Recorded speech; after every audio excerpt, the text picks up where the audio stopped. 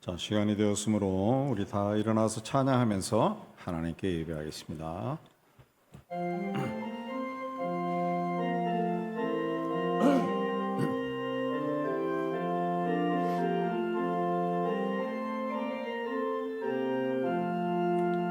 피난처에 있으니 환난을 당한 자 이리 오라.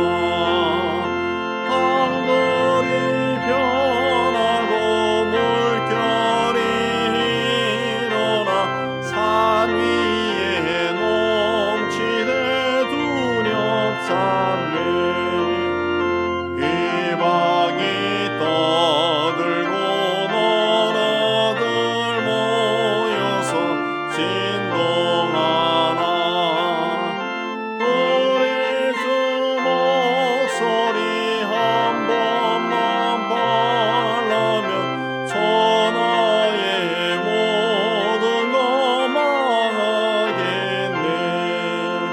만유주 하나님 우리를 놓으니 피난처여. 세상의 난리를 그치게 하시니 세상에 창검이 쓸데없네.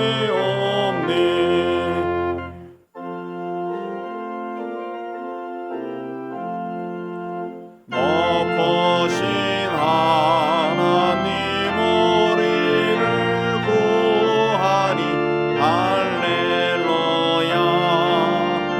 괴로움이 심하고 환난이 극하나 피난처 되시는 주 하나님. 참여의 기도 드리겠습니다. 하나님 아버지, 하나님의 은혜 아래에 있다는 것을 잊어버리고 늘 내일을 염려하며 살았습니다. 세상을 이기신 주님을 따라가면서도 세상 것이 좋아서 세상의 유혹에 무릎을 꿇은 적이 적지 않았습니다. 그리스도 안에서 새로운 피조물이 되게 하셨지만 그렇게 살지 못하였습니다. 여전히 세상과 죄 가운데 살면서도 핑계와 변명을 대면서 세상에 성공과 복을 준다는 우상을 쫓아가고 있습니다. 가지 말아야 할 길을 갖고 앉지 말아야 할 자리에 앉아서 하나님의 이름을 욕되게 하였습니다. 주님, 우리의 어리석음과 죄를 참회하오니 사하여 주옵소서. 주님과 남아있는 죄를 침묵 가운데 고백합니다.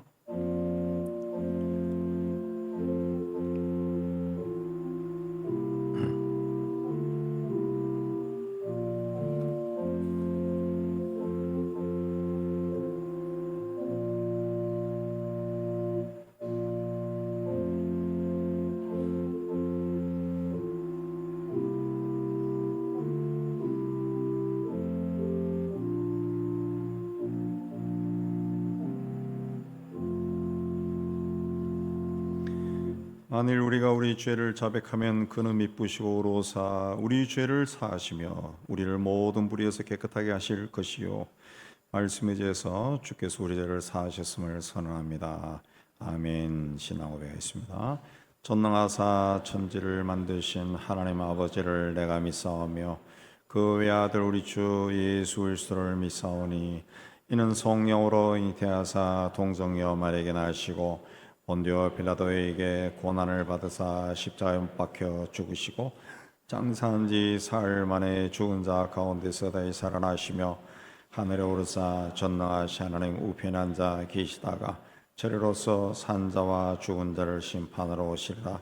성령을 믿사오며 거룩한 공예와 성도가 소리하는 곳과 죄를 사하여 주시는 곳과 몸이 다해 사는 곳과 영원히 사는 것을 믿사옵나이다.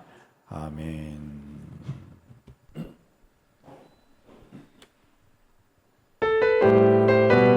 우리 함께 주님을 찬양하겠습니다. 새벽 이슬 같은 새벽 이슬 같은 주의 청년들이 주님 앞에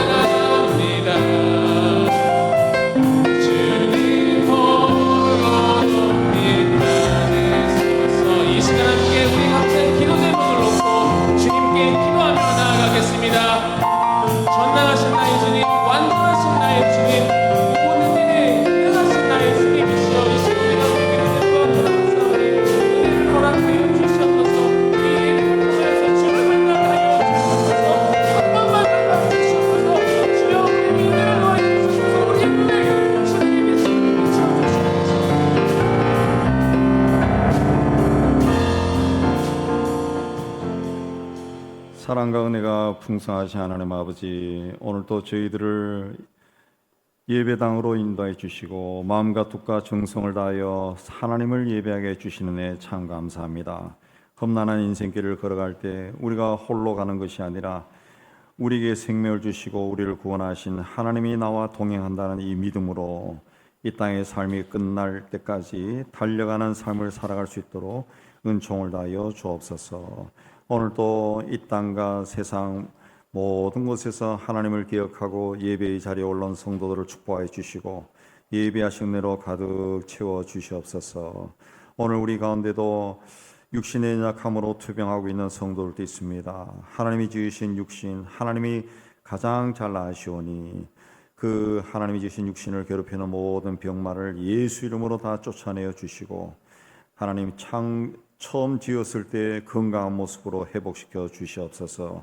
경제적인 어려움으로 힘들어하는 성도들도 있습니다. 하나님, 저들에게 허락하신 일터에서 수고할 때 주께서 돕는 손을 다해 주시고 주님께서 문을 열어 주셔서 하는 모든 일이 주 안에서 잘 되고 형통케 하여 주셔서 복의 근원이 되는 삶을 살 수 있도록 은혜 다하여 주옵소서. 가정의 여러 가지 문제로 기도하고 있는 성도들도 있습니다. 하나님께서 허락하신 가정의 원이 하나님께서 은혜와 복을 다하여 주셔서 우리의 가정이 하나님 보시기에도 건강하고 아름답고 감사와 기쁨이 충만한 가정으로 세워지게 하여 주옵소서. 전쟁으로 고통받고 있는 땅이 있습니다. 그 땅에도 하나님의 샬롬이 임하여서 속히 전쟁이 그치고 그 땅에 태어나 그 땅에서 살아갈 수밖에 없는 백성들도 하나님이 주신 이 땅에서의 삶을 행복하게 살아갈 수 있도록 은총을 다하여 주옵소서. 땅 끝까지 이르러 수고하는 선교사들과 가족, 그들의 가족과 그들의 성도들을 축복하여 주시고 핍박과 어려운 가운데서도 복음으로 서로 위로하고 서로 세우며 많은 사람을 구원의 길로 인도하는 저들이 되게 하여 주옵소서. 저 북녘 땅을 주님께서 이제는 불쌍히 주셔서 그 땅에도 변화가 일어나고 그 땅을 지배하고는 악한 영에 사로잡힌 자들이 무너지게 해 주시고 그 땅에도 선한 지도자가 나와서 그 땅에도 경제적인 부흥이 일어나게 해 주셔서 남과 북이 하나님의 은혜 가운데 서로 기쁨으로 하나가 되는 그날이 속히 와서 주께서 오시기 전에 땅 끝까지로 복음을 전하는 귀한 하나님의 도가 될 수 있도록 은총을 다하여 주옵소서. 오늘도 하나님 앞에 올라와 하나님을 예배하는 우리 예배 중에 임하셔서 우리 예배를 받으시고 우리를 통해 기쁨이 충만한 우리 주님께 감사하며 예수님 이름으로 기도하옵나이다. 아멘.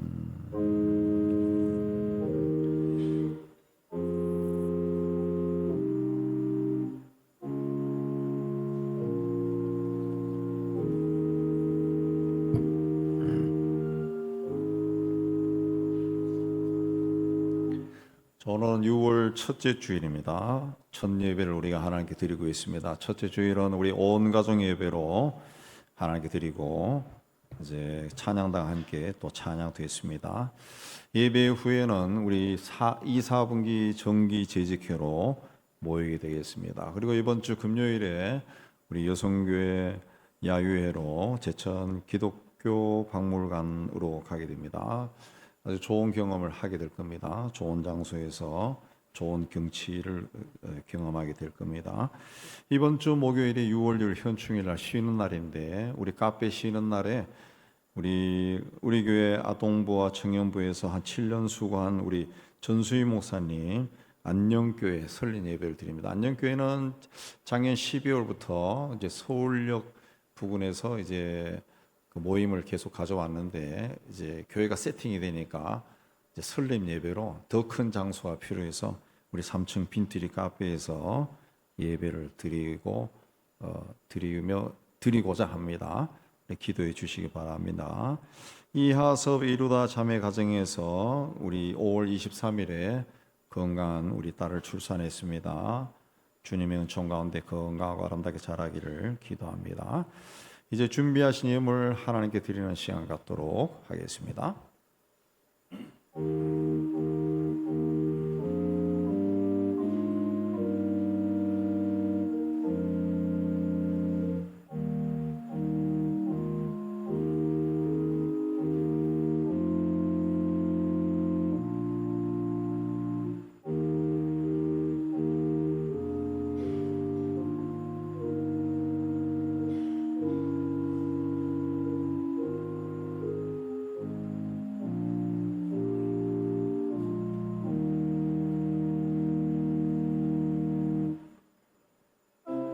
일어나서 찬양합니다.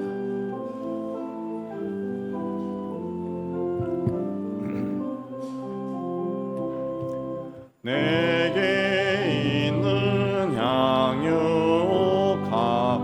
주께 가져와 그 발 위에 입 맞추고 깨뜨립니다. 하늘 위에 험한 산길 오르신 예수 걸음마다 크신 사랑 새겨놓았네. 하나님 아버지, 지난 한 달 또 우리 길을 인도해 주시고 또 새해 달을 허락하여 주시는 데 참 감사합니다. 주신 일터에서 수고하고 땀 흘려 얻은 열매는 하나님의 것임을 고백하며 11조를 바칩니다. 말씀하신 대로 저들의 창고에 빈 곳이 없을 정도로 가득 채워주시는 6월이 되게 하여 주옵소서. 땅 끝까지로 복음을 전한 일에 작은 정성으로 동참합니다. 우리의 작은 정성에 모여서 선교지에서 더 많은 사람들이 복음을 듣고 주께로 돌아오게 하여 주옵소서. 범사에 감사하여 그리스도 예수의 뜻을 이루며 하나님의 뜻을 이루기 위해 감사의 물도 드립니다. 6월에도 우리가 하는 모든 일에 감사하는 마음으로 바라보고 감사가 넘치게 하여 주옵소서. 교회와 이웃과 북한을 바라보며 사랑의 헌금을 또 주님 앞에 헌신하며 주일 헌금을 바칩니다. 우리가 드린 모든 예물에 우리의 헌신과 신앙 고백과 기도가 있습니다. 기쁘게 거둬주시고 사용되는 곳에서 복음이 전파되고 교회가 든든히 세워지고 어려운 이웃들이 예수 이름으로 위로받고 소망을 가지게 하여 주옵소서. 드린송이들 6월에도 하는 모든 일들이 주 안에서 잘되고 형통케 하여 주시고 하나님께 늘 감사하게 하여 주옵소서. 감사하며 예수님 이름으로 공이 돌려옵나이다. 아멘.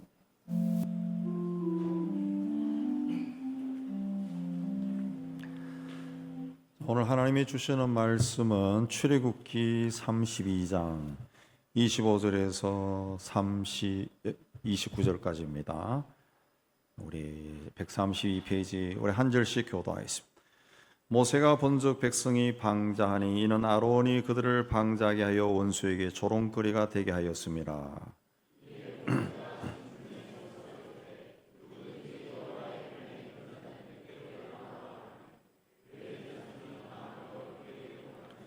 모세가 그들에게 이르되 이스라엘의 하나님 여호와께서 이렇게 말씀하시기를 너희는 각각 허리에 칼을 차고 진 이 문에서 저 문까지 왕래하며 각 사람이 그 형제를 각 사람이 자기의 친구를 각 사람이 자기 이웃을 죽이라 하셨느니라.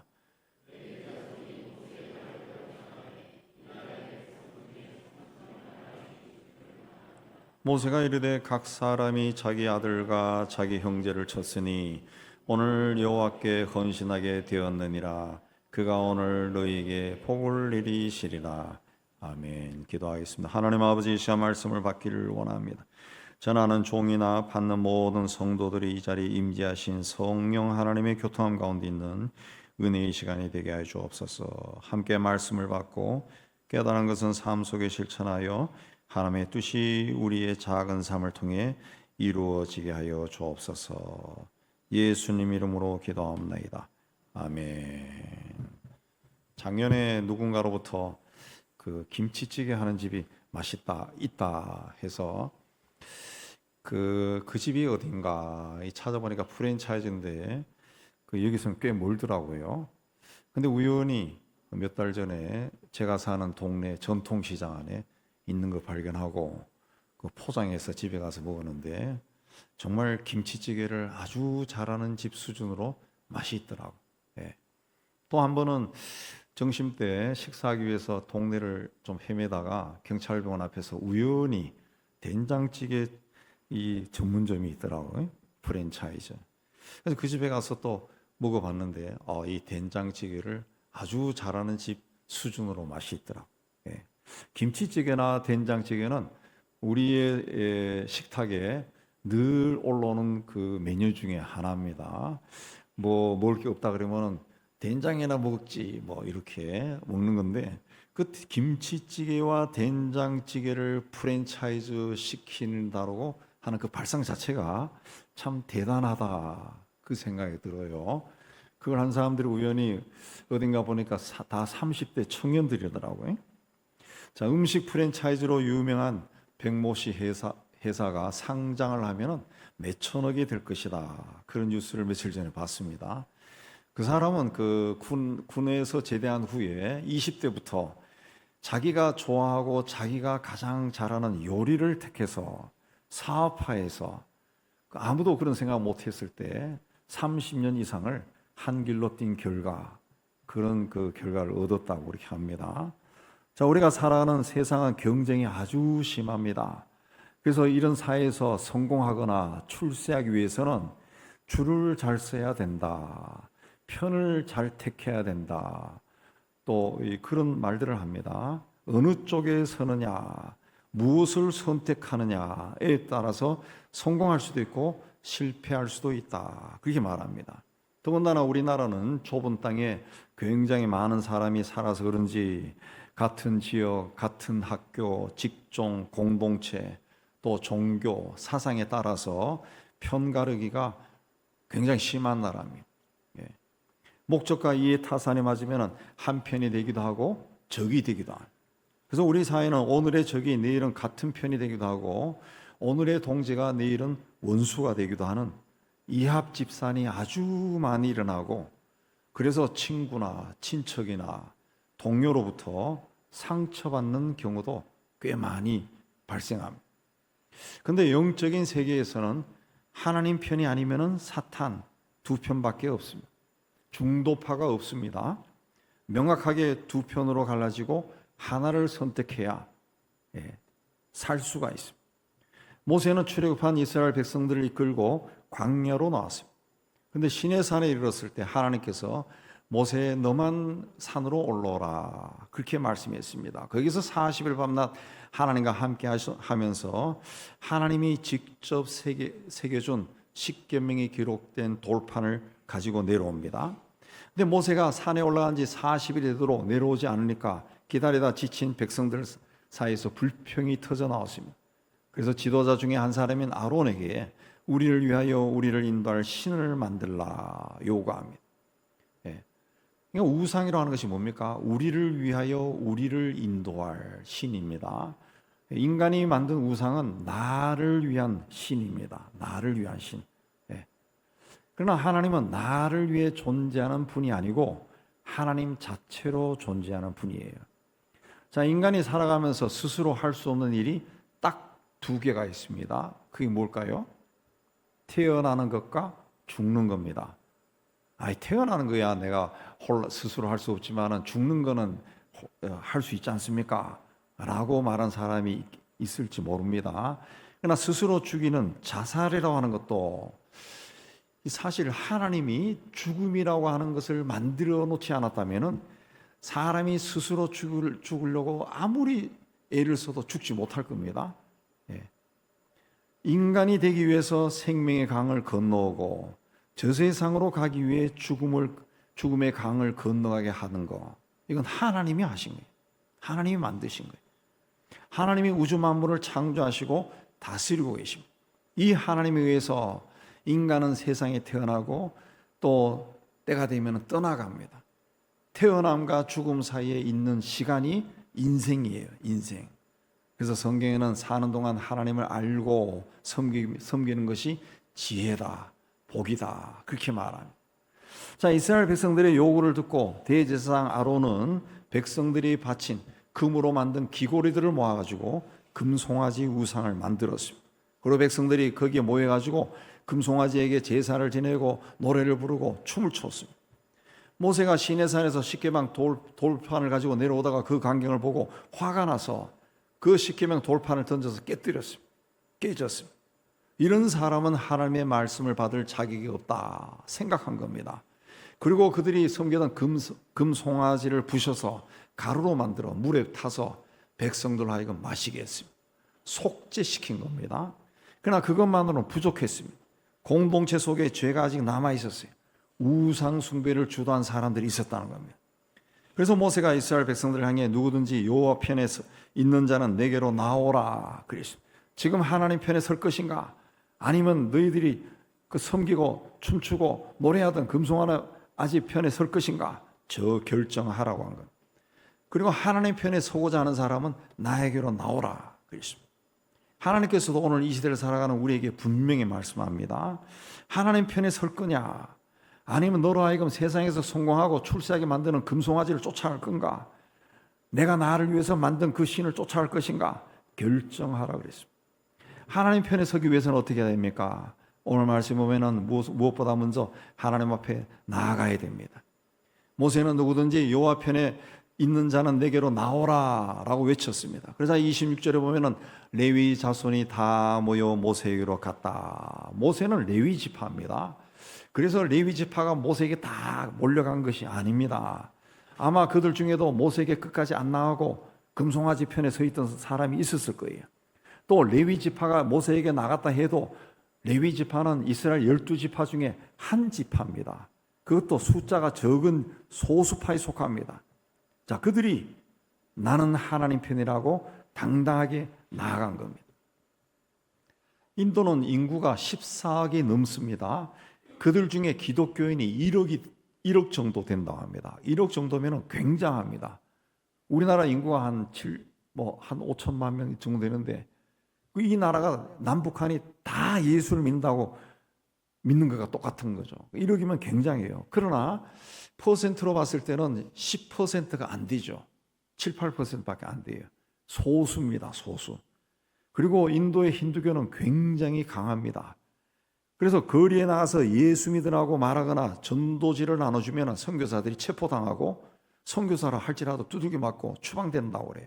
근데 인도 사람이 하면은 괜찮다고 합니다. 그러나 거리에서 전도하면은 힌두교도들인데 두들겨 맞고 때로는 죽임을 당할 수도 있다는 거예요. 그저께 우리 목회자 세미나 할 때 인도에서 선교하는 분이 와서 강의를 했는데 그분이 보여준 사진에도 보니까 인도 목사 부부가 어린아이를 데리고 거리에서 전도하다가 사람들에게 붙잡혀 두들겨 맞고 발가벗기고 부끄러움을 당하는 그런 사진이 있었어요. 그런 일이 비일비재하다. 또 어떤 사람은 두 손이 뒤로 묶여가지고 두들겨 맞아 땅바닥에 널브러져 있는 사람이 있어요. 죽었다고 그러더라고. 예. 그런 일이 많이 일어난다는 거죠. 그러나 그런 모습을 보고도 힌두교도인 경찰은 아무런 조치를 취하지 않는다는 거예요. 그래도 그들은 전도를 한답니다. 인도의 기독교인들은 전도한다. 나는 하나님 편이라고 세상에 당당하게 선포하고 다닌다는 거예요. 요즘 우리나라 중고등학교에서 교회에 나간다고 하면은 은근히 깔보는 풍조가 있다고 합니다. 20여 년 전부터 교회와 관련된 부정적인 뉴스가 너무 많이 생산되기 때문에 그래요. 요즘도 목사라고 하는 타이틀을 가진 사람이 목사로서 해서는 안 되는 일로 뉴스에 많이 나와요. 자, 그런 것들이 사회에 전반적으로 영향을 주고 그래서 기독교인이다 그러면 같은 부류로 도매금으로 비난받는 것. 그러나 그럴수록 그리스도인이라는 것을 드러내야 됩니다. 그리고 더욱더 기독교인답게 살아야 됩니다. 그래야 그렇게 살지 않는 사람, 그렇게 이상하게 행동하는 사람들은 저거는 사입이다. 그렇게 세상 사람들이 말하는 거예요. 나는 그리스도인이다. 나는 조롱이나 왕따나 손해나 불편함도 두렵지 않다. 당당하게 드러나야 돼. 얼마 전에 제가 영상을 통해서 봤는데 미국의 청년이 게이 클럽에 들어가서 예수를 믿으라고 소리치는 그 영상 한 5분 정도 되는 걸 제가 봤어요. 예수가 그리스도다 하고 여러분은 지금 죄를 짓고 있습니다. 이렇게 하면 지옥 갑니다. 여러분 이 생활 하지 마세요. 돌아오세요. 소리 꽉 질러요. 근데 거기에 이제 게이들 미국의 게이들은 막 뚱뚱하고 털 보고 많고 그래. 그 보는 앞에서 남자들끼리 막 키스를 하고 막 그러더라고. 키스를 하고 막 소리를 지르고 막 그래. 자칫 잘못하면 두들겨 맞을 수 있습니다. 근데 거기에서 막 소리를 지르는 거예요. 그래서 미국은 여전히 저렇게 일반 사회가 살아있구나 그걸 느꼈는데 영적 세계에는 하나님 편과 악한 영 둘밖에 없어요. 레위 자손들처럼 어느 편에 설 것인가 분명히 정해야 됩니다. 손을 계산하고 상황을 살피고 머리를 굴리면 안 된다는 거죠. 하나님 앞에 내가 나가야 돼. 미국 남북전쟁 당시 링컨 대통령은 남군과 북군이 같은 성경을 읽고 같은 하나님께 우리가 이 전쟁에서 이기게 해달라고 기도하는데 하나님께서 양쪽의 기도를 다 응답하실 수 없다. 그러므로 하나님께 우리가 이 전쟁에서 이기게 해달라고 기도하기 이전에 우리가 하나님 편에 바르게 서 있는가 그걸 물어야 된다 그랬어요. 그는 하나님께 내 편이 되어서 이 전쟁에서 승리하게 해달라고 기도한 것이 아니라 하나님 내가 하나님 편에 서게 해달라고 기도했습니다. 유대교 신학자였던 아브라함 요슈아 헤셀은 우리가 하나님을 친히 볼 수는 없지만 우리 자신을 하나님께 보여줄 수는 있다. 그랬습니다. 예배에 참석하는 것이 하나님께 우리를 보여드리는 것이고 기도하는 것이 나를 하나님께 보여드리는 것이다. 그랬습니다. 나는 하나님 편입니다. 나는 하나님을 이렇게 의지합니다. 라고 하나님께 보여드리는 것이다. 그렇게 했습니다. 여호와로 자기 하나님을 삼은 나라, 하나님의 기업으로 선택된 백성은 복이 있다. 시편 22편에 말했습니다. 하나님 편에 서겠다고 앞으로 나갔던 레위 자손들에게 하나님은 복을 주셨습니다. 민수기 8장에 보면 이스라엘 자손들에게 레위인들을 이스라엘 자손들로 하여금 레위인들에게 안수하게 하고 하나님께 봉사하는 직분을 맡겼습니다. 근데 성경에 보면은 레위는 시몬과 함께 야곱의 12아들 중에서도 골칫덩어리였습니다. 그래서 야곱이 그의 말년에 자신의 12아들을 축복하는 장면이 창세기 마지막에 나오는데 시몬과 레위에게는 축복은커녕 저주를 했습니다. 아버지가 자기 아들에게 저주를 했다는 거예요. 그런 레위에게 하나님께서 이스라엘 모든 지파가 축복하게 하십니다. 아버지로부터 축복을 받지 못했는데 하나님은 백성들로부터 축복을 받게 한 겁니다. 나아가서 그들에게 성전에서 섬기게 하고 성전을 봉사하게 하고 대제사장, 제사장 직분을 맡겨줘요. 레위가 하나님 앞에 당당하게 나오니까 이스라엘 12지파 중에서도 가장 작은 지파였던 레위가 다른 지파들은 머뭇거릴 때 나는 하나님 편에 서겠다고 당당하게 나서니까 과거의 실수와 허물과 부끄러움과 수치를 다 없애주시고 존귀한 자로 세워준 겁니다. 하나님 편에 선 자는 내게로 나오라 그랬습니다. 우리가 과거에 죄를 지었던 실수를 했건 상처를 받았건 잘못했던 하나님 앞에 나아가기만 하면은 나는 하나님 편입니다. 결단하고 항상 하나님 앞에 서 있으면 하나님은 우리의 과거의 실수와 죄를 다 용서해 주시고 실패와 수치도 다 용서해 주시고 존귀한 자로 세워주십니다. 이 은총을 받기를 주의 이름으로 축복합니다. 하나님 앞에 선 자는 항상 준비한 상태로 있어야 됩니다. 1950년 우리 6월 달에 되었는데 전쟁이 일어났을 때 전쟁이 일어나기 하루 전 6월 24일 육군본부 정보국에서 북한군이 38선에 직별했다. 그 보고를 올렸지만 군 수뇌부가 무시했습니다. 그리고 뭔 억하는 심정이 있는지 그날 비상경계를 해제했어요. 또 주말이어서 국군의 거의 절반이 되는 병력이 외출을 나갔습니다. 또 6월 24일 저녁에 장교클럽에서 육군본부 장교클럽에서 전방에 있는 사단장들까지 초대해서 파티를 열었습니다. 근데 다음날 새벽 북한군이 밀고 내려와 불과 사흘 만에 서울이 점령되었어요. 국군이 방어할 준비가 전혀 되지 않았기 때문에 그렇습니다. 모세는 자기 앞에 나온 레위 자손들에게 너희는 각각 허리에 칼을 차라. 허리에 칼을 찬다는 것은 준비된 상태로 있으라는 뜻입니다. 적이 공격해와도 허리에 칼이 있어야 싸울 수가 있어요. 근데 준비가 되어 있지 않으면 칼이 있어도 허둥지둥하다가 패하고 맙니다. 이스라엘과 하마스와의 전쟁이 계속되고 있는데 하마스가 이스라엘을 공격할 때 이스라엘 군대가 똑같습니다. 그 이스라엘은 오랜 세월에 걸쳐가지고 팔레스타인 사람들이 사는 곳에 높은 장벽을 세웠어요. 첨단 장비로 그들을 감시하는 걸 구축했습니다. 완벽하게 했습니다. 그래서 설마 쟤네들이 우리를 공격할까? 그 상상도 못한 겁니다. 그런 첩보가 좀 있었지만 그래서 그걸 중요하게 생각하지 않았다는 거예요. 그래서 장벽 건너편, 장벽과 아주 가까운 불과 몇 킬로 그 가까운 곳에 있는 초소들이 있었지만 병사들이 다 총을 내려놓고 느긋한 마음으로 있다가 기습이 이루어지니까 총을 잡아보지도 못하고 죽고 포로로 잡혀간 군인들이 부지기수라고 하잖아요. 하나님께서 이스라엘 백성들을 출애굽시킬 때 그들에게 먼저 유월절을 지키라 말씀하셨는데 그때 유월절 음식을 먹을 때 허리에 띠를 띠고 발에 신을 신고 손에 지팡이를 잡고 급히 먹으라 그랬습니다. 그 밤에 하나님께서 애굽의 장자들을 치시고 바로 그날 밤에 출애굽하게 된다 그랬습니다. 그래서 그때가 언제인지 모르지만은 언제라도 바로 떠날 수 있도록 만반의 준비를 갖추라 그랬습니다. 예수님도 혼인집에 갔던 주인이 언제 돌아올지 모르니까 주인이 문을 두드리면 바로 열어줄 수 있도록 허리에 띠를 띠고 등불을 켜고 서 있으라 그랬습니다. 허리에 띠를 띠고 등불을 켜고 있다고 하는 것은 단순히 문을 열어주는 그 행위를 넘어서서 아주 귀한 존재를 기다린다는 의미가 있습니다.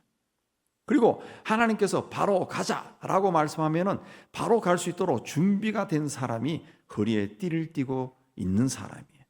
주님이 허리에 띠를 띠고 등불을 켜놓으라 하신 것은 어두운 밤에 집을 찾아오는 주인을 위해서 그렇게 할 수도 있습니다. 또 한편으로는 종이 잠을 자지 않고 기다리기 위해서 그렇게 하는 것일 수도 있어요.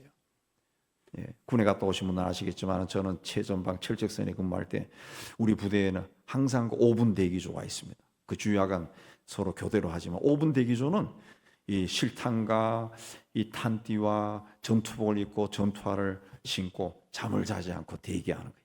무슨 일이 막 벌어졌다 그러면 5분 만에 총을 들고 나가서 진지에 올라가서 사격을 할 수 있는 그 부대가 5분 대기조예요. 5분 대기조.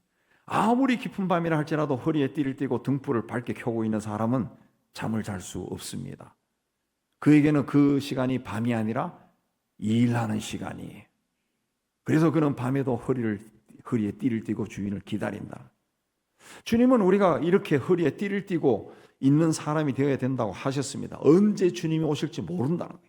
언제 하나님께서 우리를 위해서 출애굽과 같은 엄청난 일을 일으킬지 알 수 없다는 거예요. 알 수 없다는 거예요. 그러므로 허리에 띠를 띠고 기다린다고 하는 것은 하나님께서 나를 위해서 무슨 큰 일을 언제 큰 일을 이루신다 할지라도 나는 항상 그 일을 맞이할 준비가 되어 있다. 그 하나님에 대한 기대와 희망을 품고 사는 사람이라. 그러므로 남들이 다 느슨한 마음으로 있을 때도 허리를 동이고 허리에 띠를 동이고 언제라도 뛰어갈 준비를 하고 살아야 된다는 거죠. 우리 그리스도인들은 주인이 와서 종들이 깨어 있는 것을 보고 주인이 허리를 동이고 종들을 식탁에 앉히고 곁에 와서 시중을 들 것이다. 그 말씀을 하셨어요. 밤이 깊어서 다 자겠지 하고 생각했는데 막상 집에 도착하니까 종들이 자기가 돌아올 때까지 잠도 자지 않고 등불을 환하게 켜고 허리띠를 띠고 단정하게 자기를 기다리고 있는 겁니다. 아무리 종이지만 주인을 생각하는 마음이 너무 큰 그 종들을 보고 주인이 감격했어요. 그래서 자기를 위해 식탁을 준비하려던 종들을 오히려 식탁에 앉히고 주인이 종의 자리에 내려가서 종을 섬긴다는 거예요. 이건 주님께서 우리가 주님을 이렇게 존귀하게 여기는 것을 주님은 기뻐하신다는 것을 보여주는 겁니다. 시편 24편에 땅과 거기 충만한 것과 세계와 그 중에 거하는 자가 다 여호와의 것이로다 그랬습니다.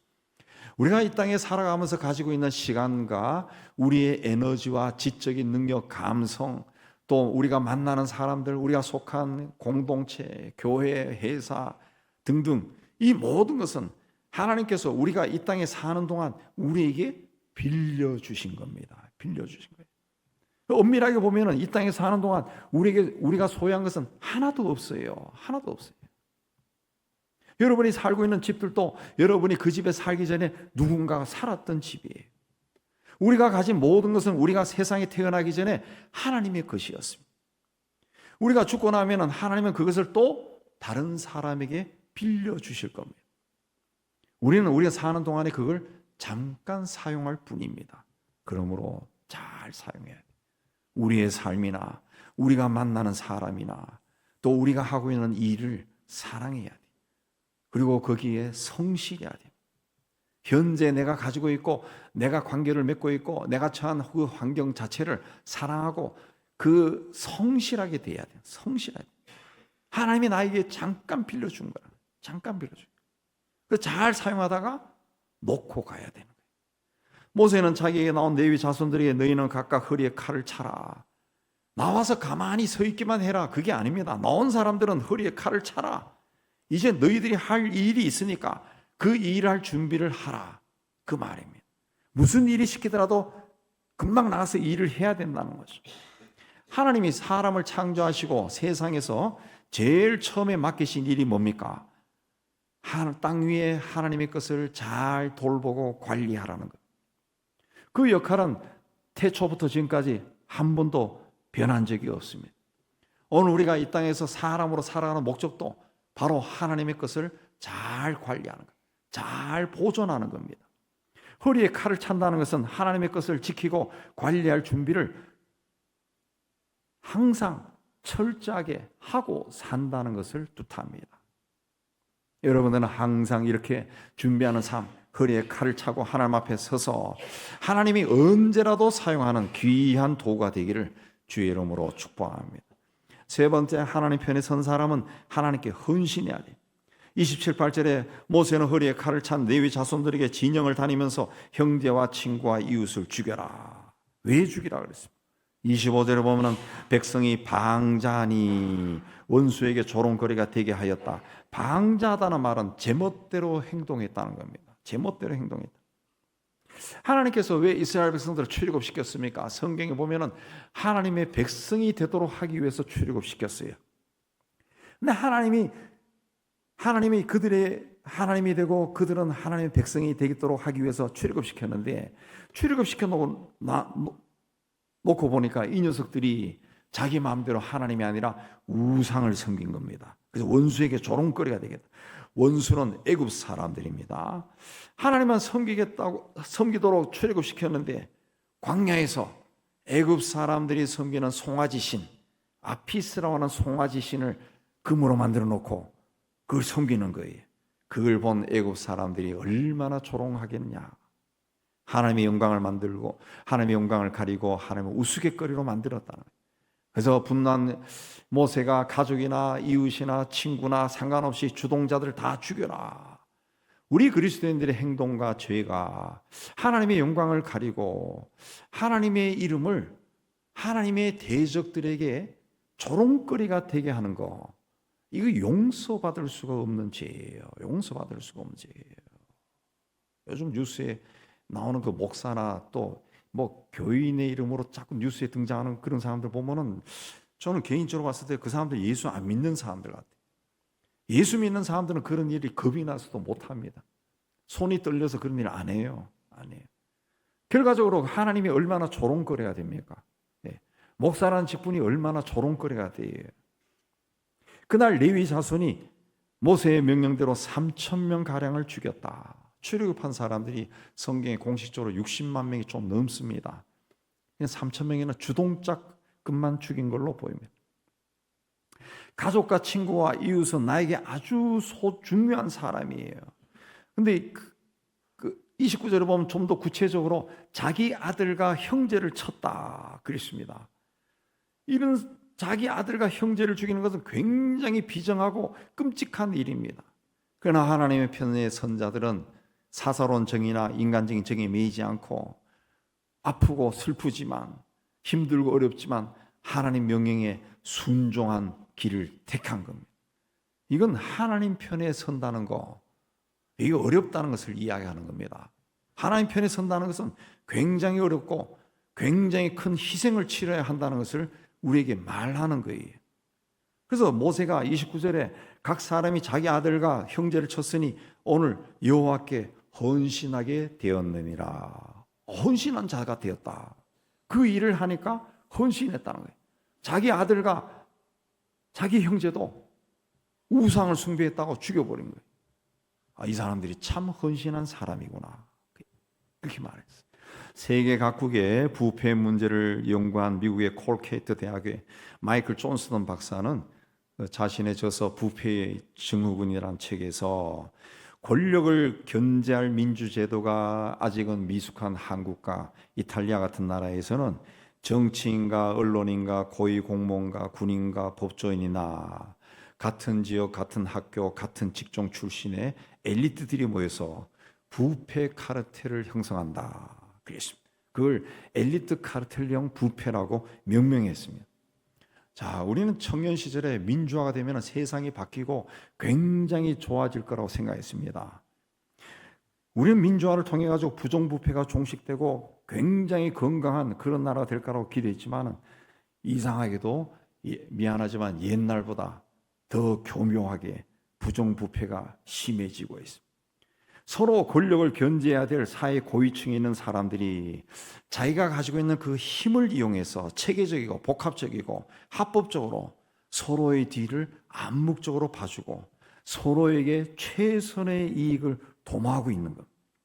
그들은 열심히 노력해서 그 자리까지 올라갔지만 그 자리에서 생각하는 것이 나라와 민족의 장래가 아니라 자기 자신의 유익이란. 결국 그들은 나라와 국민에게 영향을 끼치는 바로 그 자리에 앉아서 나라와 국민과 민족을 위해서 일하는 것이 아니라 오직 자기의 유익에 헌신한 자가 되어버린 겁니다.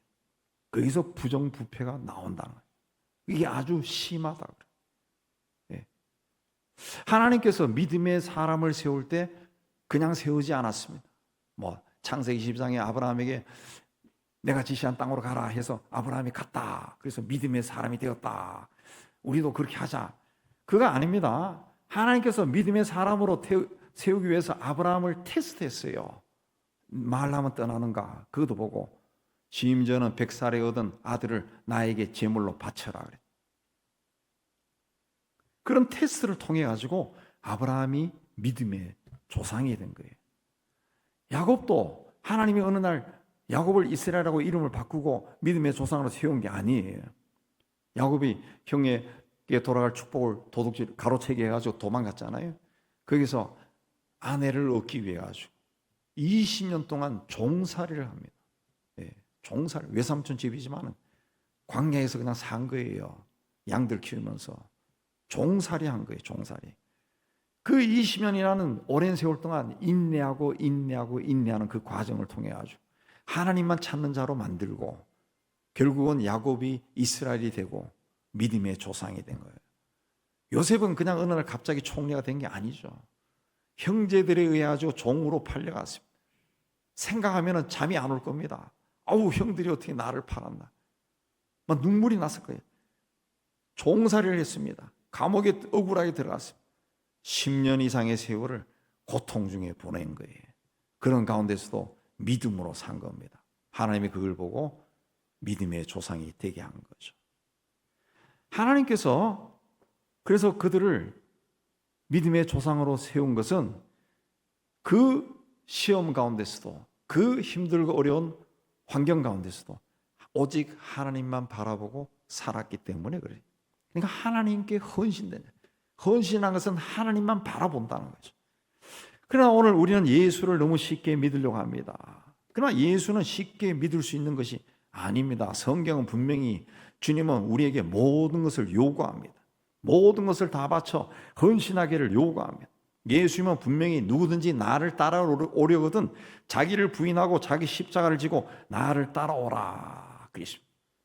자기를 부인한 방법이 뭔가 ABCD 그거 중요한 것이 아니고 자기 십자가를 지라 그 말씀만 생각해 보세요. 그 십자가가 뭡니까? 예수님 시대의 사형 틀입니다. 사형 틀. 그 무거운 십자가를 지고 따라와라. 따라가면 뭐가 있어요? 십자가에 달려 죽는 거죠. 달려 죽는 거예요. 네. 얼마나 힘든 길이면은 십자가를 지고 오라 그랬습니까? 십자가를 지고 오라. 그러니까 주님은 그런 희생을 우리에게 요구하신, 그런 헌신을 우리에게 요구하시는 거예요. 요구하시는. 예. 근데 우리는 주님을 따라가는 것을 굉장히 쉽게 생각한다. 그게 아니라는 거죠. 주님이 오늘 우리를 부르신 이유도 이 주님의 일에 헌신하라는 거예요. 헌신하는 거예요. 그 헌신이 어떻게 하는 거예요? 십자가를 지고 자기를 부인하고 주님을 따라가는 거예요. 그게 온전히 하나님 편에 선 사람이. 하나님 편에 있는 사람은 머뭇거리지 않고 항상 앞장서서 하나님 앞에 나가는 사람입니다. 이스라엘 12지파가 있었지만 11지파는 머뭇거렸어요. 레위만 나갔다는 거죠. 하나님이 명령하시면 즉시 일할 수 있도록 허리에 칼을 차고 완벽하게 준비된 상태로 있는 사람이. 그리고 하나님 명령하신 것은 마음이 아프고 괴롭고 슬프고 고통스럽지만 철저하게 행하는 사람이. 하나님 편에 있는 자가 되시기 바랍니다. 중간지대는 하나님 편이 아닙니다. 하나님도 사랑하고 세상도 조금 사랑하면서 하나님 이해하시죠. 내 행편을 그거 없습니다. 예수님은 누가복음 11장 23절에서 나와 함께하지 아니하는 자는 나를 반대하는 자다. 나와 함께하지 않은 자는 내 적이다 그랬습니다. 예수님 편에 있는 자가 되어야 된다 그랬습니다. 하나님 편에 있는 자가 되어서 하나님이 사용하시는 귀한 그릇이 되어 하나님께 영광 돌리는 여러분이 다 되시기를 주의 이름으로 축복합니다. 하나님 아버지, 이 험난한 시대에 삶이 폭폭해지고 어려워질수록 우리는 하나님을 따라간다 말은 하면서도 세상을 기웃거립니다. 주님, 불쌍한 우리들을 용서해 주시고 우리가 좀 손해보고 어렵더라도 끝까지 하나님 편의 선자가 되어 하나님의 영광을 드러내는 존귀한 삶을 살게 하여 주옵소서. 이 땅의 삶이 잠시 잠깐뿐이라는 것을 깨닫고 하나님 앞에 서기 위해 열심을 다하는 저희가 되게 하여 주옵소서. 예수님 이름으로 기도하옵나이다. 아멘. 우리 352장 찬송합니다.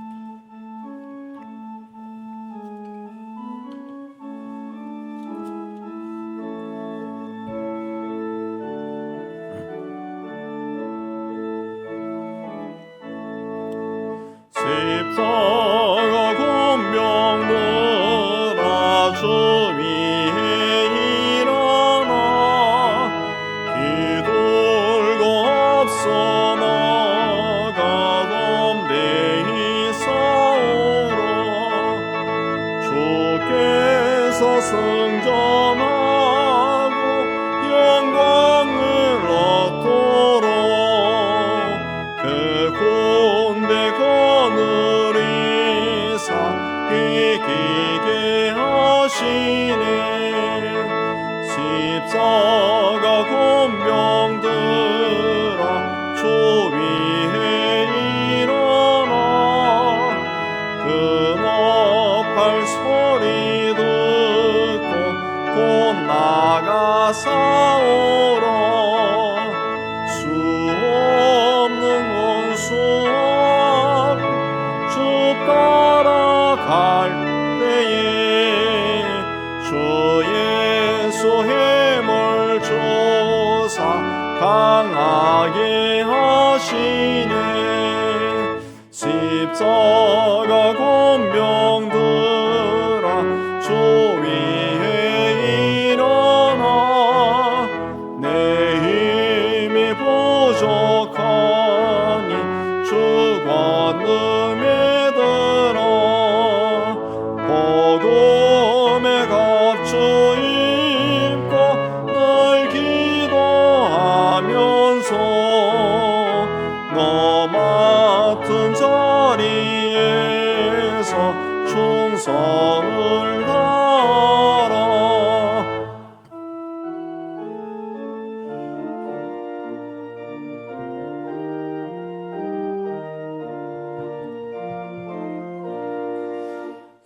십자가 군병들아 주 위에 일어나 이날에 접전한 복해가 불러라. 뻔한 군사들은 영생을 얻으며 영광의 주와 함께 왕노릇하리라.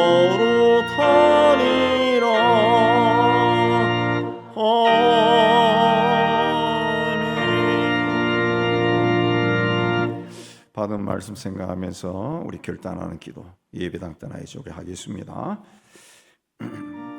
하나님 아버지, 오늘도 하나님 앞 올라와 예배로 영광 돌리게 해주시고 또 말씀을 받고 세상 속으로 들어갑니다. 하나님, 세상에 들어가면은 우리의 믿음이 약해질 때가 참 많은데 오늘 주신 말씀 우리 마음판에 새기고 나는 하나님의 자녀다, 하나님의 종이다, 나는 하나님 편에 설 거다 늘 결단하며 하나님이 기뻐하시는 그 길을 갈 수 있도록 은총을 다하여 주옵소서. 좀 손해를 보고 또 양보를 해야 하는 자리라 할지라도 그 하나님을 택하는 저희가 되게 하여 주옵소서. 그리하여 하나님 나라를 확장하게 해 주시고 나라를 건강히 세우게 해 주옵소서. 예수님 기도합니다. 아멘. 우리 세상의 희망을 선포합니다. 시작. 하나님의 희망을 보려라.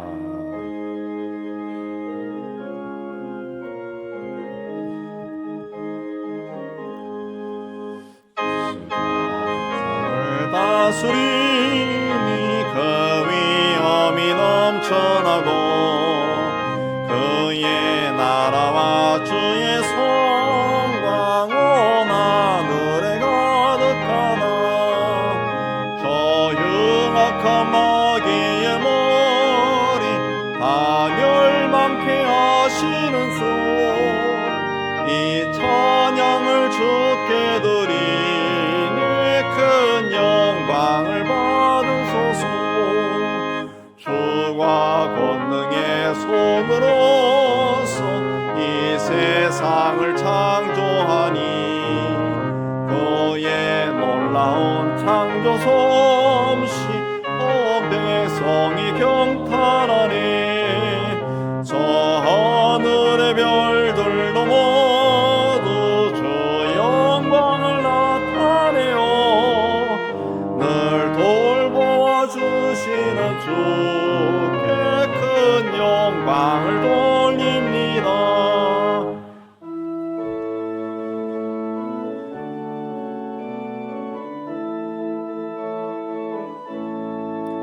주가 세상의 피조물을 인간에게 다 맡기고 순종하라는 말씀으로 그 권위를 주셨도다. 온 땅 위에 주님의 위엄 늘 넘치며 가득하니 그 나라와 주님의 영광 온 천하에 찬란하다. 여호와는 내게 복을 주시고 오늘을 지키시기를 원하며 여호와는 그 얼굴을 내게 비추사 은혜 베푸시기를 원하며 여호와는 그 얼굴을 내게로 향하여 드사 평강 주시기를 원하노라. 이젠 우리 주 예수 그리스도 은혜와 하나님 아버지의 사랑하심과 성령의 교통하심이 주의 몸된 교회와 세상 속으로 터지는 하나님의 자녀들 위에 이제부터 영원까지 함께 있을지어다. 아멘.